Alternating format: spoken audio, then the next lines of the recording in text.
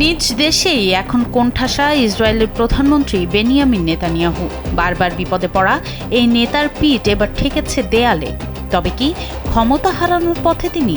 তাকে ক্ষমতাচ্যুত করতে এবার ইসরায়েলের অভ্যন্তরীণ রাজনীতিতে এক বিশাল ধাক্কা দিলেন দুই সাবেক প্রধানমন্ত্রী নাফতালি বেনেট ও ইয়াইর লাপিদ।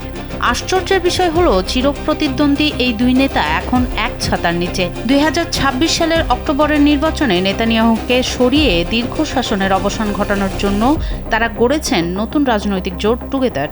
এই জোটের নেতৃত্বে থাকছেন নাফতালি বেনেট নিজেই। গরমে আরাম নিয়ে হবে না হাহুতাশ, ঘুরলে পরে ওয়ালটন ফ্যান বাতাস আর বাতাস। বেনেটের মতে 30 বছর পর এখন ইসরায়েলের পথ পরিবর্তন করার সময় এসেছে। গাজা যুদ্ধ আর বিচার বিভাগীয় সংস্কার নিয়ে আগে থেকেই চাপে থাকা নেতানিয়াহুর জন্য এই একত্র হওয়া দল বিদায় ঘণ্টা হয়ে বাঁচতে পারে বলে দাবি বিশ্লেষকদের। তাদের মতে জনমত এই জোটের পক্ষে গেলে দীর্ঘকালীন নেতানিয়াহু যুগের অবসান এখন স্রেফ সময়ের ব্যাপার।